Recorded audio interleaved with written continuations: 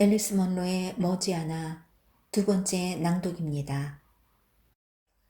아침 햇살이 채 들이치기도 전에 줄리엣은 진공 청소기 소리에 잠에서 깼다. 청소기 소리 사이사이 아버지의 목소리가 들리는가 싶더니 줄리엣은 어느새 다시 잠에 빠졌다. 얼마 후 잠에서 깬 줄리엣은 아까 일이 분명 꿈이라고 확신했다. 꿈이 아니었다면 퍼넬로피도 깼을 텐데 그러지 않았기 때문이다. 오늘 아침 부엌은 어제보다 시원했고 부글부글 끓던 과일 냄새도 더 이상 나지 않았다. 아이리는 모든 잼병에 작은 체크무늬 헝겊 뚜껑을 덮고 라벨을 붙이고 있었다. 청소기 소리가 나던데요. 줄리엣이 애써 쾌활한 목소리로 말했다. 내가 꿈을 꿨나 봐요. 새벽 5시밖에 안 됐을 때니까. 아이리는 바로 대꾸하지 않았다. 라벨에 글씨를 쓰고 있었다. 어찌나 집중하고 있던지 입술까지 앙다물고 있었다. 아주머니였어요.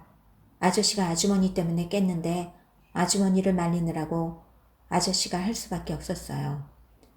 아이린이 하던 일을 마치고 말했다. 믿기지 않는 얘기였다.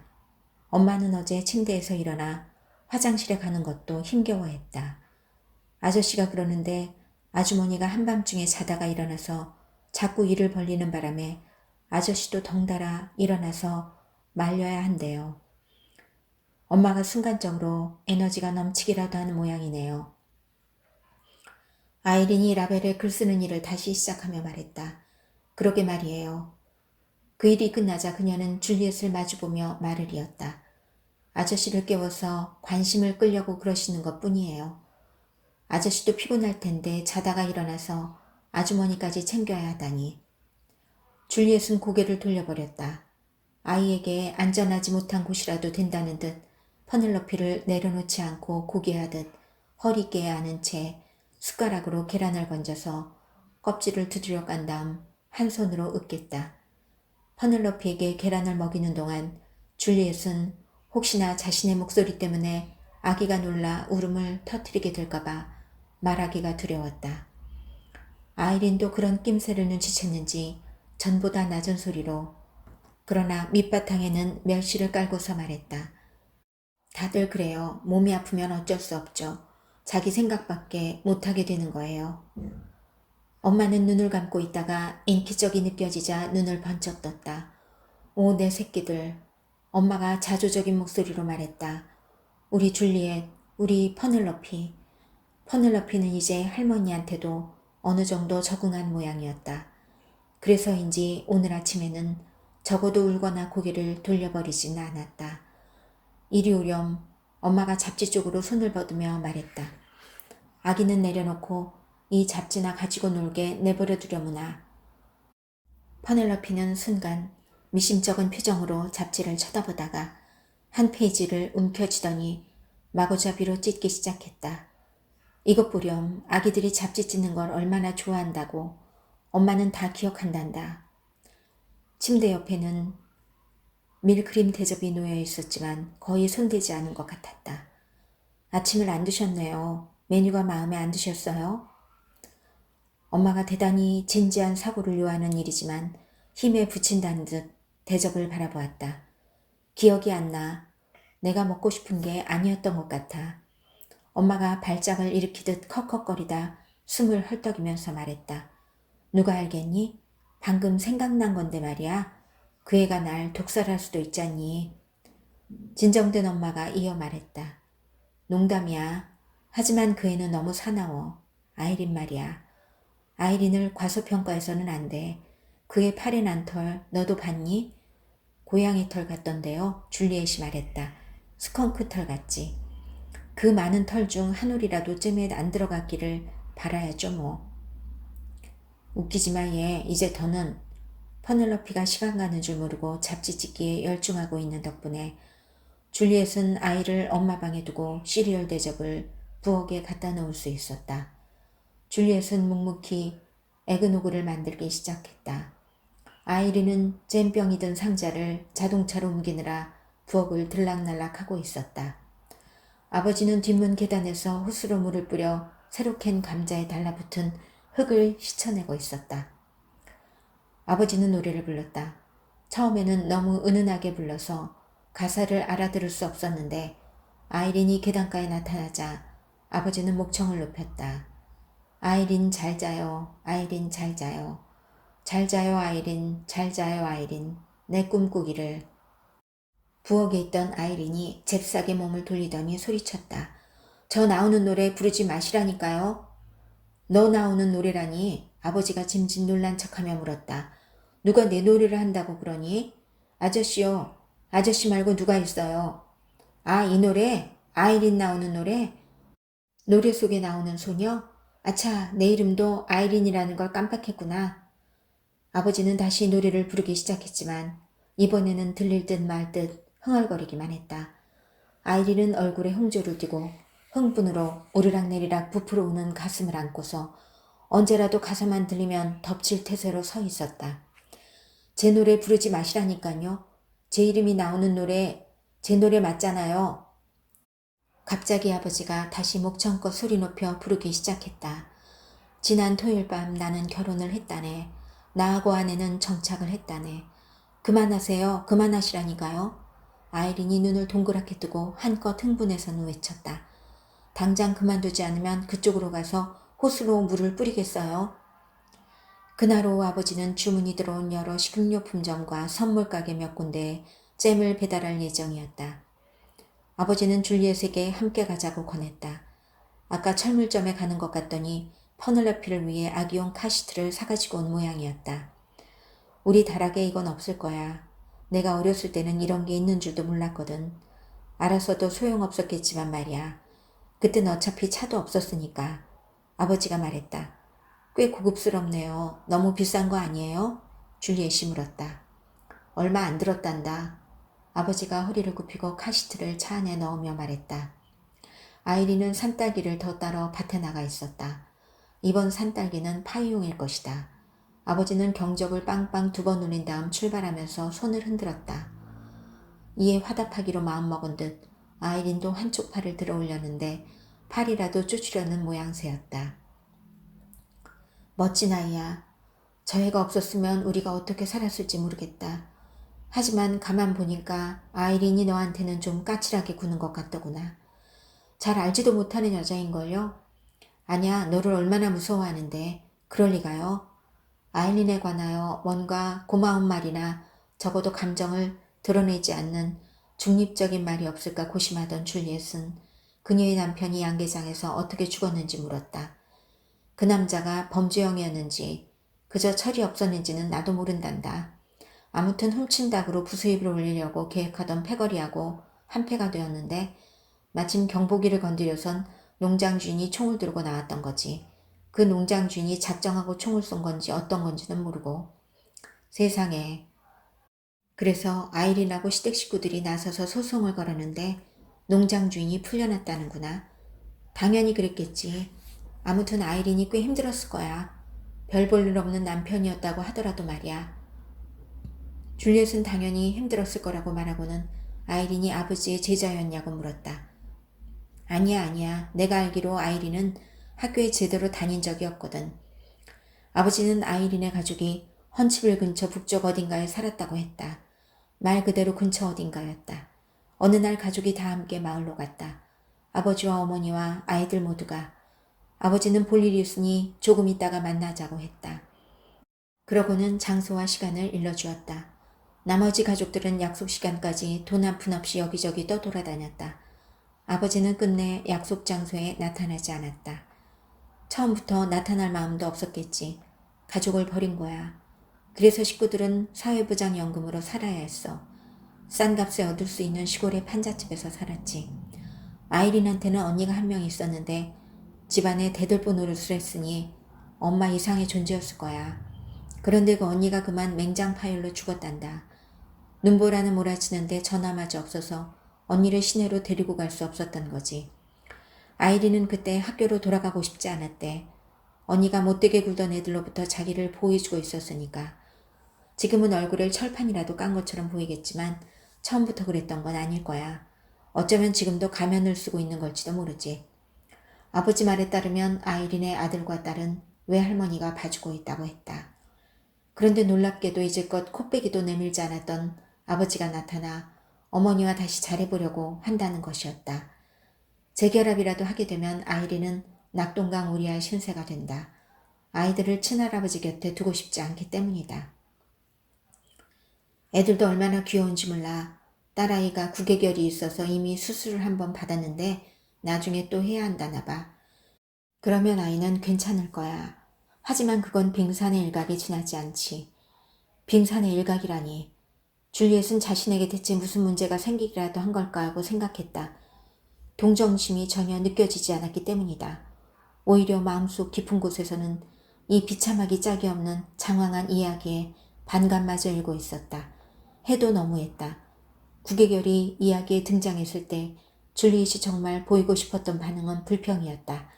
해도 너무하잖아요. 자신이 옳지 않다는 건 스스로도 알고 있었지만 그런 감정은 전혀 사라지지 않았다. 이성을 배반하고 그런 말을 내뱉을까 두려워. 줄리엣은 더 이상 말을 하기가 두려웠다.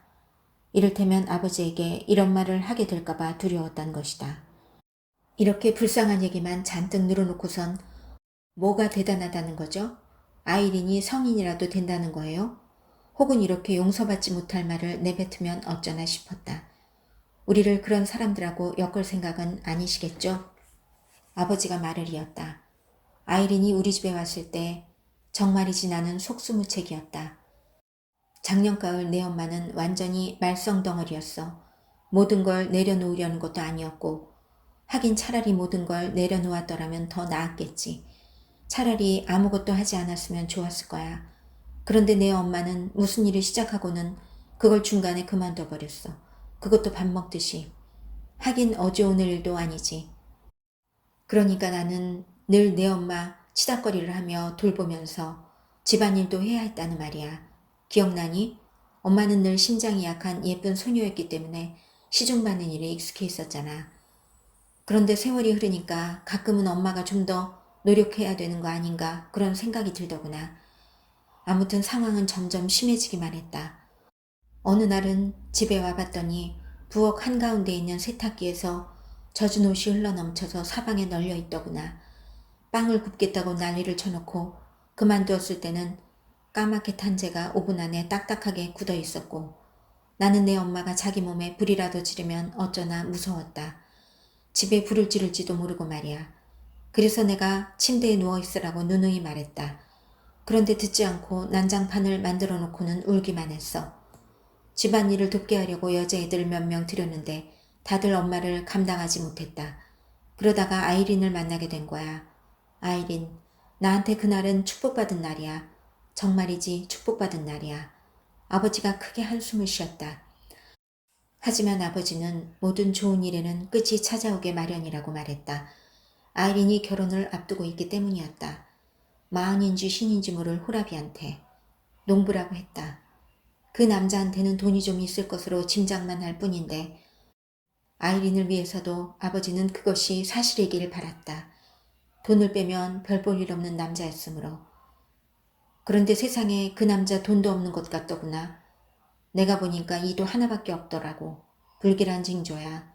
너무 자존심이 세든지 돈 아끼느라 틀리도 안 낀 걸 보면.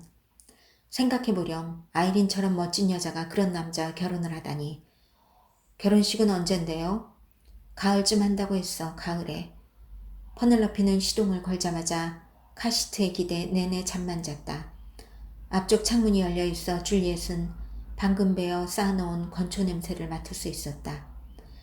요즘은 아무도 건초를 돌돌 말아놓지 않는다. 느릅나무가 자기들끼리 따로 떨어져 아직도 버티고 있는 모습이 경이로웠다.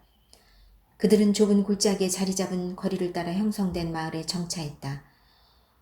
골짜기 암벽에는 기반함이 툭 튀어나와 있었는데 그처럼 거대한 바위를 볼 수 있는 곳은 수십 킬로미터 반경 내에 그곳이 유일했다.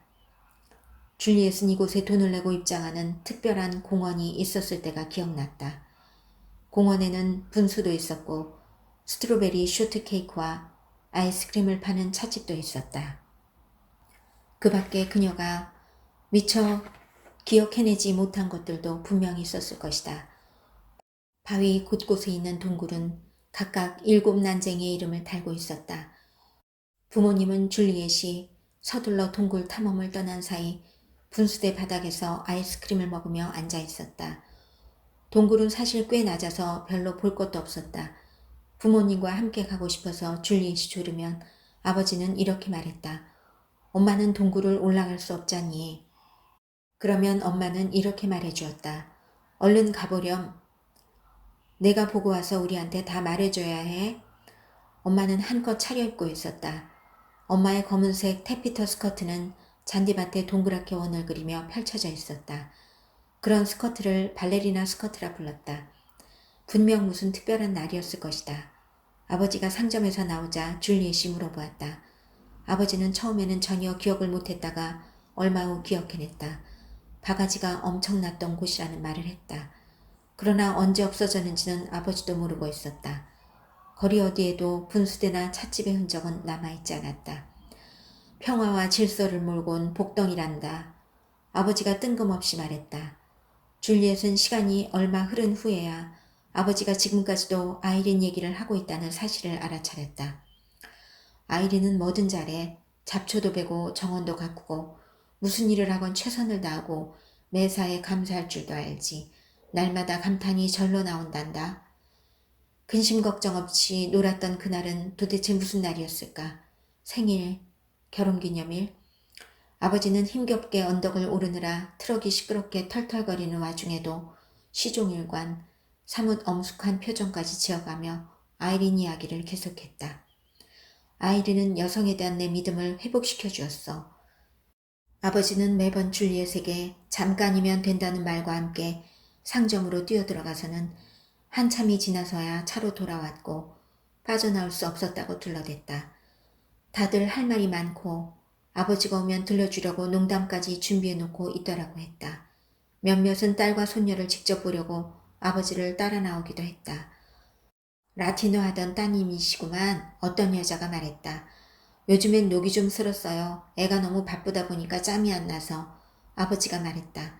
그야 당연하죠. 여자가 퍼넬로피를 보려고 목을 길게 빼며 말했다. 그래도 아기는 축복이잖아요. 안 그래요? 어머나 작기도 해라. 줄리엣은 아버지에게 논문에 다시 손댈 작정이라는 얘기를 할까 생각했다. 비록 현재는 요원한 일이지만 전에는 아버지와 그런 주제를 놓고 대화를 나누는 것이 자연스러웠다. 그러나 엄마와는 그럴 수 없었다. 엄마가 요즘 뭐 배우는지 엄마한테 얘기해줘 하면 줄리엣은 요약해서 설명해주곤 했다. 그러면 엄마는 줄리엣에게 그 많은 그리스 이름을 어떻게 정확하게 기억하고 있느냐고 물을 뿐이었다. 하지만 아버지는 줄리엣이 무슨 얘기를 하는지 이해하고 있었다.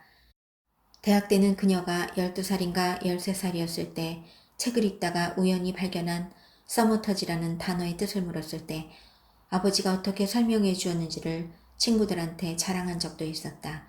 그러면 친구들은 아버지가 학자냐고 물었다. 줄리엣은 그럼 우리 아빠는 6학년을 가르치는 걸 하고 말하곤 했다. 이때 줄리엣은 아버지가 자신을 은근히 깎아내리려 한다는 느낌을 받았다. 어쩌면 은근히가 아니라 대놓고인지도 모르지만 아버지는 비현실적이라는 말을 두고 뜬구름 잡는 소리 같다는 말을 쓰는가 하면 아버지 같은 사람이 정말 잊었으리라고는 상상할 수조차 없는 것들을 까먹었다고 주장하기도 했다. 어쩌면 아버지는 정말 잊었을지도 모른다. 마음속 방문은 닫히고 창문마저 까맣게 변색되어 이제 남은 것은 아버지가 너무 쓸모없거나 못 믿어서 빛을 보아서는 안 된다고 판단한 것들밖에 없을지도 몰랐다. 줄리엣은 의도한 것보다 더욱 모질게 말해버리고 말았다. 그 여자도 결혼이 하고 싶대요. 아이린 말이에요. 이 질문은 아버지를 크게 놀라게 했다.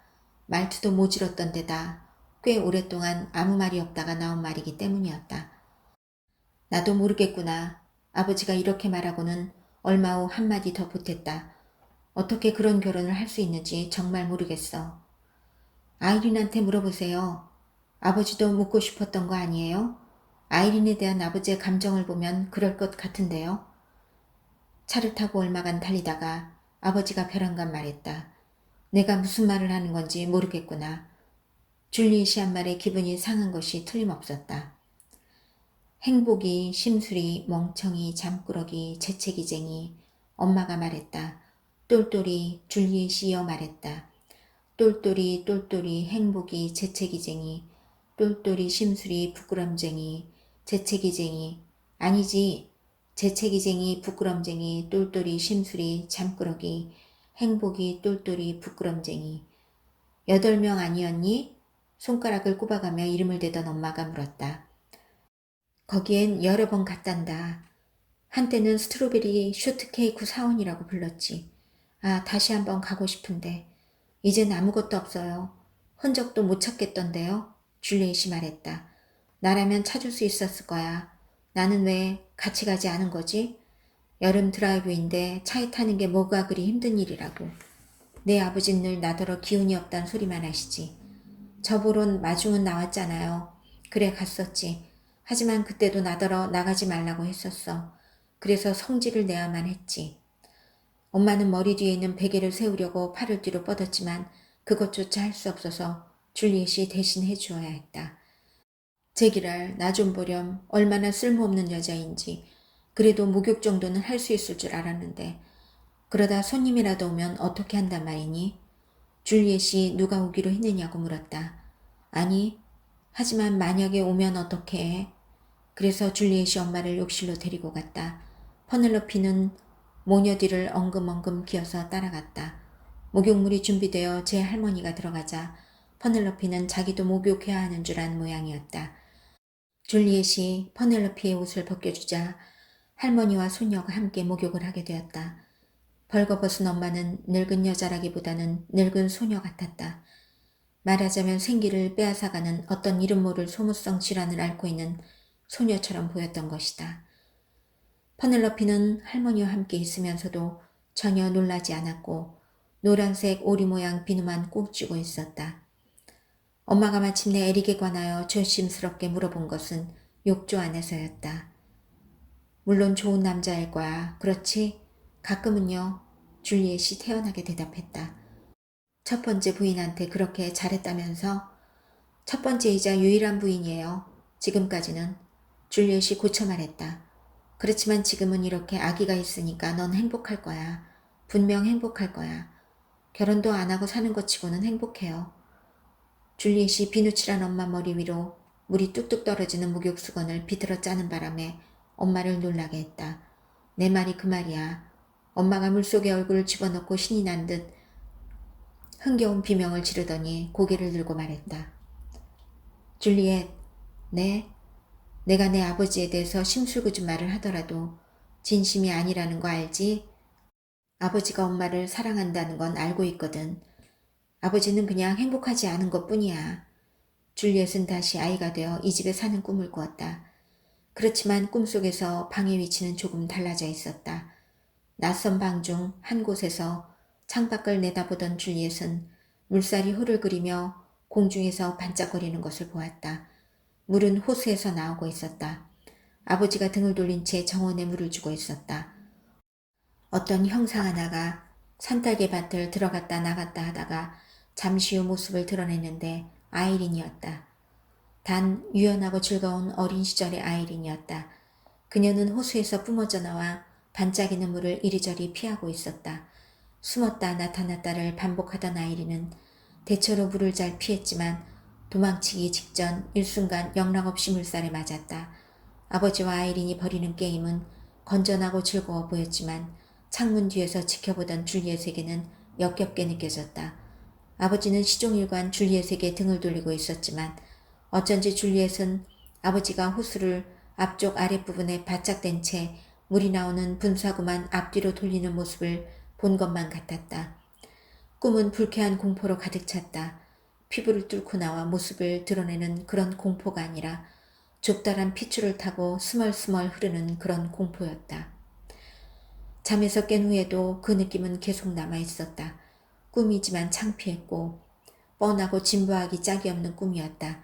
자신의 추잡한 쾌락을 반영한 꿈이었다. 한낮에 현관문을 두드리는 소리가 났다. 아무도 드나들지 않던 문이어서 그런지 줄리엣이 열 때 약간 뻑뻑했다. 문 앞에 서 있는 남자는 빳빳하게 달인 반소매 노란색 셔츠와 황갈색 바지를 입고 있었다.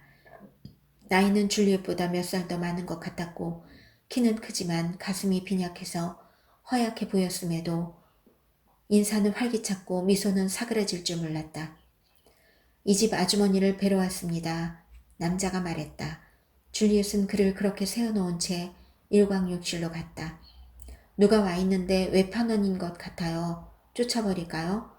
아니야, 아니야. 엄마가 가쁜 숨을 몰아쉬며 말했다. 내 매무새 좀 고쳐주겠니? 목소리가 돈이던데. 내 친구 돈 말이야. 돈은 이미 집안에 들어와 일광욕실 밖까지 와 있었다. 아니 그러실 것 없어요 아주머니 접니다. 옷은 제대로 입고 계시죠? 엄마는 늘 신나고 행복한 얼굴로 애초에 잡지도 못할 빗을 찾아 손을 뻗었다가 포기하고는 손으로 머리를 대충 빗었다. 엄마가 또랑또랑 울리는 목소리로 말했다. 그럼요. 그 어느 때보다도 제대로 입고 있는걸요. 어서 들어오세요. 모습을 드러낸 남자가 불이 나게 엄마 곁으로 가자 엄마가 그를 향해 두 팔을 들어 올렸다. 당신한테 여름 냄새가 나요. 무슨 냄새인가요? 엄마가 그의 셔츠를 매만지며 말했다. 다림질이군요. 다림질한 면이었어요.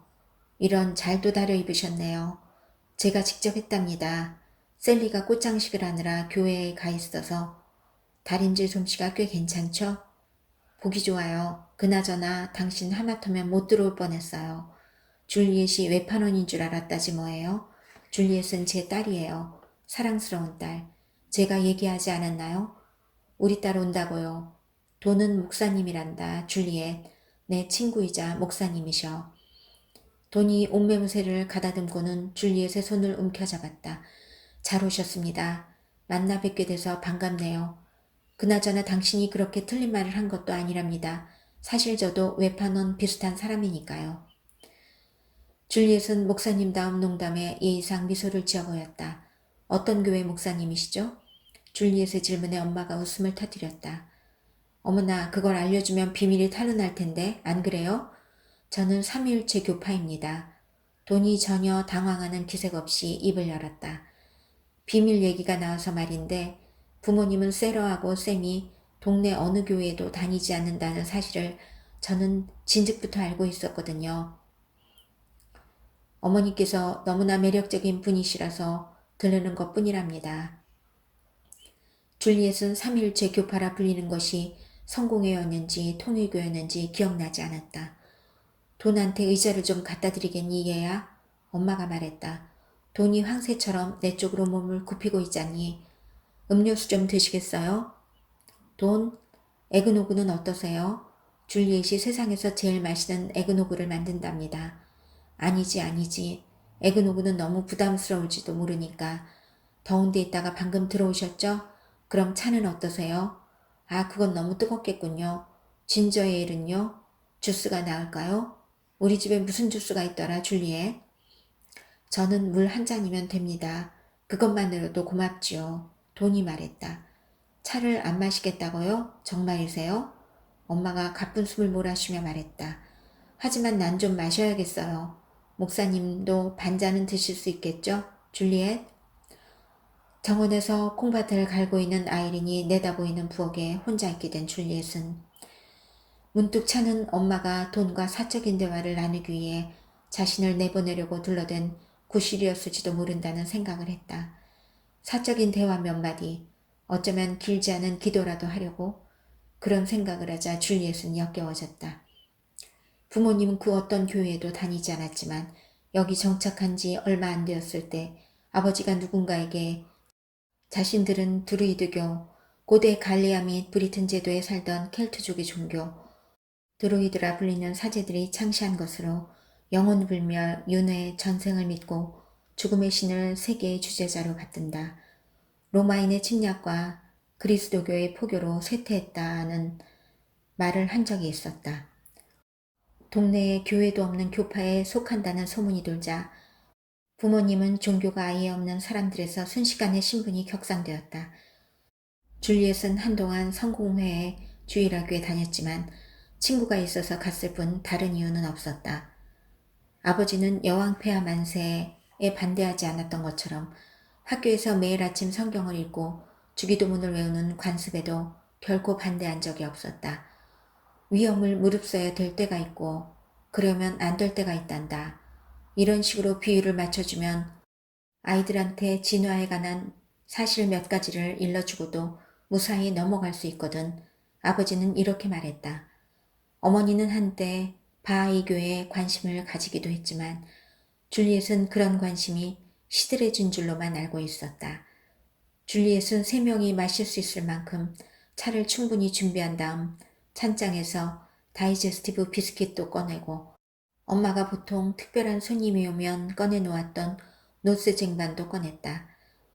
돈은 차도 받아들이고 줄리엣이 잊지 않고 가져다준 얼음물도 단숨에 들이켰지만 쿠키만은 사양했다. 저는 됐습니다. 고맙습니다. 그가 강조하려는 듯 힘주어 말했다. 계율이 금하고 있기라도 하다는 듯. 그는 줄리엣에게 어디 사는지, 서해안의 날씨는 어떤지, 남편은 무슨 일을 하는지 물었다. 남편은 왕새우를 잡는 어부지만 사실 남편이라고 할 수 없어요. 줄리엣이 명랑하게 말했다. 돈이 고개를 끄덕이며 아 그렇군요 하고 말했다. 그쪽은 바다가 꽤 사납죠? 가끔은요. 웨일베이라 한 번도 못 들어본 이름이지만 이제부턴 기억하고 있겠습니다. 웨일베이에서는 어느 교회에 다니시나요? 우린 안 다녀요. 어떤 교회에도. 당신이 믿는 교회가 가까이에 하나도 없나요? 줄리엣은 웃으며 고개를 가로저었다. 우리가 믿는 교회는 없어요. 우린 신을 믿지 않으니까요. 돈이 컵을 컵받침에 내려놓을 때 달그락거리는 소리가 살짝 났다. 그는 신을 믿지 않는다는 말에 유감이라고 했다. 정말 유감입니다. 지금과 같은 의견을 갖게 된 지는 얼마나 되었나요? 저도 모르겠네요. 진지하게 생각해보질 않아서. 어머니께서 말씀하시길 아이가 있다고 하던데 따님이죠? 줄리엣은 그렇다고 말했다. 그러면 그 아이는 세례를 받은 적이 없나요? 무신자로 키울 생각이신가요? 줄리엣은 언젠가 퍼넬로피가 스스로 결정할 문제라고 답했다. 하지만 우리는 그 애를 무신자로 키울 생각입니다. 그럴 생각이에요. 슬픈 일이군요. 당신들에게 말이에요. 당신과 당신의 뭐라고 불러야 할지 모르겠습니다만 아무튼 하느님의 은총을 거부하기로 결정하셨다니 하긴 당신들은 성인이니까요. 하지만 아이의 은총도 거부하신다니 그건 아이를 굶기는 것과 마찬가지입니다. 돈이 침착하게 말했다. 줄리엣은 마음의 평정에 금이 가는 것을 느꼈다. 하지만 우리는 믿지 않는다니까요. 우리는 신의 은총을 믿지 않아요. 아이를 굶기는 게 아니라 아이에게 거짓을 주입시키지 않으려는 거죠. 거짓이라 전 세계 수백만 명이 믿고 있는 것을 거짓이라 부르시는군요. 하느님을 거짓이라 부르는 건 다소 교만한 일이라고 생각하지 않으시나요? 그 수백만 명은 믿는 것이 아니라 그저 교회에 다닐 뿐이죠. 만약 신이 존재한다면 신이 저한테 머리도 주셨을 텐데 머리는 쓰라고 주신 게 아닐까요? 줄리엣은 침착함을 잃지 않으려고 노력하면서 말을 이었다. 게다가 다른 걸 믿는 사람들도 수백만 명이나 있잖아요. 이를테면 불교 신자들처럼. 그런데 어떻게 수백만 명이 믿는다고 해서 그게 진실이 된다는 거죠? 그리스도는 살아계십니다. 부처는 그렇지 않지만요. 돈이 서슴없이 말했다. 그건 그저 말에 지나지 않잖아요. 그게 무슨 의미가 있죠? 게다가 어느 한쪽이 살아있다는 증거도 제 눈엔 안 보이네요. 당신 눈엔 안 보일 겁니다. 하지만 다른 사람들 눈엔 보이죠. 혹시 헨리포드, 정확하게는 헨리포드 2세를 아십니까? 없는 게 없고 주변에 사람도 많았지만 평생 매일 밤마다 무릎을 꿇고 하느님께 기도를 드렸지요. 헨리포드요?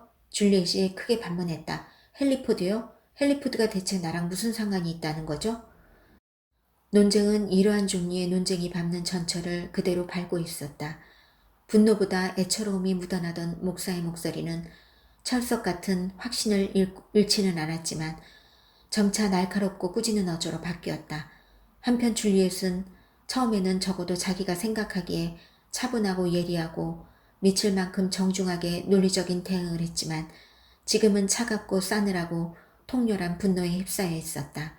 둘 다 유익하기보다 상대에게 모욕을 주는 논거와 반박을 생각해내지 못해 안달이었다. 그동안 엄마는 그들을 쳐다보지도 않은 채 다이제스티브 비스킷을 조금씩 깨물어 먹었다. 이따금씩 둘의 말이 자신에게 날아와 부딪히기라도 하듯 몸을 떨었지만 아무도 알아차리지 못했다. 둘의 설전을 종식시킨 것은 기저귀가 젖어 잠이 깬 후 한동안 조용하게 투정을 부리다가 반응이 없자 더욱 격렬하게 투정을 부려본 끝에 마침내 무섭게 화를 내며 귀가 찢어질 정도로 크게 울어댄 퍼넬러피였다. 손녀의 울음소리를 맨 먼저 듣게 된 할머니가 둘의 이목을 끌어보려고 했다. 퍼넬러피, 엄마가 처음에는 힘없이 말했다가 조금 더 힘을 주어 말했다. 줄리엣, 퍼넬러피를 봐야지. 줄리엣과 목사는 둘 다 그 소리에 주의를 빼앗겨 엄마를 바라보았고 잠시 후 목사가 갑자기 목소리를 크게 낮추며 말했다. 아기가 우는군요. 줄리엣은 서둘러 방을 나갔다. 퍼넬러피를 안아주면서도 손이 덜덜 떨리는 바람에 새 기저귀에 옷핀을 꽂다가 하마터면 퍼넬러피를 찌를 뻔했다. 퍼넬러피는 울음을 그쳤다. 기저귀를 갈아주었기 때문이 아니라 엄마의 거친 손길에 놀랐기 때문이었다. 아직도 눈물을 머금고 있는 휘둥그런 눈, 놀란 표정이 그때까지 줄리엣의 정신을 장악하고 있던 자리를 파고 들어왔다. 줄리엣은 최대한 다정한 말투로 퍼넬러피를 달래면서 아이를 안고 위층 복도를 왔다 갔다 하면서 자신의 마음을 가라앉혀 보려고 했다. 바로 안심한 건 아니었지만 몇 분이 흐르자 퍼넬러피는 긴장을 풀기 시작했다. 줄리엣은 자신도 퍼넬러피처럼 긴장이 풀리는 것을 느꼈다. 둘 다 자제력과 평정심을 어느 정도 회복했다고 생각했을 때 줄리엣은 퍼넬러피를 안고 아래층으로 내려갔다. 목사는 엄마의 방에서 나와 줄리엣을 기다리고 있었다. 뉘우치는 기색도 엿보였지만 그보다는 겁먹은 듯 보였다. 착한 아기군요. 감사합니다. 줄리엣이 말했다. 줄리엣은 이쯤이면 서로 작별 인사를 하기에 딱 좋겠다고 생각했지만 목사는 왠지 주춤거렸다. 줄리엣을 뚫어져라 쳐다보면서 한 발짝도 움직이지 않고 있었다. 그러더니 줄리엣의 어깨를 잡기라도 할 것처럼 한 손을 내밀었다가 힘없이 떨어뜨렸다. 혹시 없을까요? 목사가 말을 하다 말고 고개를 절레절레 저었다. 없을까요가 없을까요로 들렸다. 쭈쭈가. 목사가 이렇게 말하고는 손으로 자기 목을 찰싹 때렸다. 그러고는 부엌 쪽으로 손을 흔들어 보였다. 처음에 줄리엣은 목사가 취했다고 생각했다. 고개가 살짝 앞뒤로 흔들리고 눈빛이 흐리멍덩해졌기 때문이었다. 이 집에 올 때부터 취한 상태였다면 주머니에 뭔가 넣어가지고 왔다는 말인가? 그때 불현듯 머릿속에 뭔가가 떠올랐다. 반년 동안 가르쳤던 학교에 어떤 여학생이 있었다. 당뇨를 앓던 이 소녀는 너무 오랫동안 음식을 섭취하지 못하면 일종의 발작이 왔고 말이 어눌해지고 정신을 잃으면서 비틀거렸다. 줄리엣은 퍼넬러피를 허리깨에 옮기고 목사의 팔을 잡아 그를 부축한 다음 부엌 쪽으로 데리고 갔다. 주스, 학교에서 당뇨병을 앓던 소녀에게 주었던 것도 목사가 찾던 바로 주스였다. 잠깐만 기다리면 괜찮아질 거예요. 줄리엣이 말했다. 목사는 양손으로 싱크대를 꽉 누른 채 고개를 푹 숙이고 꼿꼿하게 서 있었다. 오렌지 주스가 없었다. 그날 아침 마지막 남은 주스를 퍼넬러피에게 먹이면서 좀 더 사놔야겠다고 생각했던 것이 떠올랐다. 하지만 아버지와 아이린이 정원에서 일하고 돌아왔을 때 마시고 나는 포도맛 탄산음료가 있었다. 여기요, 줄리엣이 말했다. 곧잘 하던 대로 용케 한 손으로 유리잔에 포도음료를 가득 따랐다. 자, 마셔요. 목사가 음료를 마시는 동안 줄리엣이 말했다. 주스가 없어서 미안해요. 하지만 여기도 설탕이 들어있으니 괜찮죠? 설탕이 필요한 건 맞죠? 목사가 음료를 단숨에 들이켜고 나서 말했다. 맞습니다. 설탕. 감사합니다. 목사의 목소리는 이미 또렷해져 있었다. 줄리엣은 학교에서 본 그 소녀가 얼마나 빨리 기적적으로 회복했는지 그것도 기억했다. 그러나 목사가 거의 회복되기 전 혹은 평상시 자기 모습을 거의 되찾기 전 줄리엣은 고개를 비스듬히 들고 있던 그와 눈이 마주쳤다. 일부러 보려고 해서 본 것이라기보다는 우연히 마주친 것 같았다. 목사의 눈빛은 고마워하는 눈빛도 용서의 눈빛도 아니었다. 인간의 눈빛이라기보다는 지푸라기라도 잡으려는 깜짝 놀란 동물의 원초적인 눈빛이었다. 얼마 안가 그런 눈빛과 얼굴은 다시 인간의 눈빛과 얼굴로 돌아와 있었다. 목사는 잔을 내려놓더니 말 한마디 없이 도망치듯 서둘러 집에서 나갔다. 줄리엣이 차쟁반을 가지러 방에 들어갔을 때 엄마는 자고 있었다. 어쩌면 자는 척하고 있었는지도 몰랐다. 엄마는 잘 때와 꾸벅꾸벅 졸 때와 깨어있을 때 이 모든 상태를 구분짓는 경계가 하도 미묘하고 가변적이어서 어떤 상태인지 분간하기 힘들었다. 어쨌거나 엄마는 속삭임에 가까운 목소리로 말했다. 줄리엣이니? 줄리엣이 나가려다 말고 문간에 멈춰섰다. 너는 돈이 얼간이라고 생각하겠지. 하지만 그 사람 건강이 좋지 않아. 당뇨를 앓고 있거든. 꽤 중증이야. 알아요. 그 사람한테는 신앙이 필요해. 참호 속에 무신론자가 없다잖아요. 줄리엣이 나지게 말했지만 엄마는 듣지 못한 모양인지 계속 자신의 말만 이어나갔다. 내 신앙은 그렇게 간단하지 않아. 엄마의 목소리는 떨리고 있었다. 줄리엣이 보기에 지금 이 순간 엄마는 일부러 동정심을 유발하려는 것 같았다. 말로는 설명할 수 없어. 그저 특별한 무언가가 있다는 말밖에는. 그건 정말 놀라운 거야. 상태가 정말 나빠지면, 너무 심해지면. 그런 때 무슨 생각을 하는지 아니? 나는 말이야. 그래. 머지않았다는 생각을 해. 머지않아 줄리엣을 보게 될 거라고. 사랑하는 에릭, 무슨 말부터 해야 할까요? 저도 잘 지내고 퍼널로피도 잘 지내고 있어요. 그런대로 말이에요. 퍼널로피는 이제 엄마가 누워있는 침대 주변을 씩씩하게 잘 걸어 다니지만 붙잡을 게 없으면 앞으로 나가는 건 아직도 망설이네요. 서해안에 비하면 이곳은 말도 못하게 더워요. 비가 와도 더위가 꺾이지 않을 정도로. 비가 와서 얼마나 다행인지 몰라요. 그래야 아버지의 채소 장사가 번성하거든요. 얼마 전에는 아버지와 함께 오래된 고물차를 타고 갓 딴 산딸기하고 산딸기잼하고 처음 캔 제철 감자를 배달하러 나가기도 했답니다. 아버지가 얼마나 열성적이었는지 몰라요. 엄마는 침대에 누워 꾸벅꾸벅 졸거나 옛날 잡지를 뒤적거리곤 해요. 그리고 어떤 목사가 엄마를 찾아왔는데 신의 존재와 같이 민감한 주제를 놓고 그와 바보 같은 언쟁을 벌였지 뭐예요. 그의 방문은 무난했어요. 하지만 이 편지를 줄리엣은 수년 후에 발견했다. 에릭이 자신도 모르게 간직하고 있었던 모양이었다. 이 편지는 두 사람의 인생에 딱히 의미 있는 편지도 아니었으니 그가 일부러 보관했을 리는 없었다. 줄리엣은 자신이 어린 시절을 보낸 집을 다시 한번 찾았다. 편지를 쓰고 나서 몇 달 후 엄마의 장례식에 참석하기 위해서. 아이린의 모습은 보이지 않았고 아이린의 소재를 묻거나 들은 기억도 나지 않았다. 아마도 결혼했기 때문이리라. 아버지가 몇 년 후에 재혼하신 것처럼 아버지는 동료 교사였던 온화하고 건강하고 유능한 여자와 결혼했다. 두 사람은 여자 쪽 집에서 살았다. 아버지는 엄마와 함께 살았던 집을 허물고 정원을 넓혔다. 새 아내가 퇴직하자 두 사람은 트레일러를 하나 사서 기나긴 겨울여행에 나섰다. 줄리엣을 보러 웨일베이도 두 번이나 찾았다. 에릭이 두 분을 배에 태워 바다로 나가기도 했다. 에릭과 아버지는 서로 잘 맞았다. 아버지 말 맞다나 눈 깜짝할새 친해졌다. 편지를 읽었을 때 줄리엣은 과거에 조작된 자아가 내던 민망한 목소리를 발견할 때면 누구나 그러하듯 움찔했다.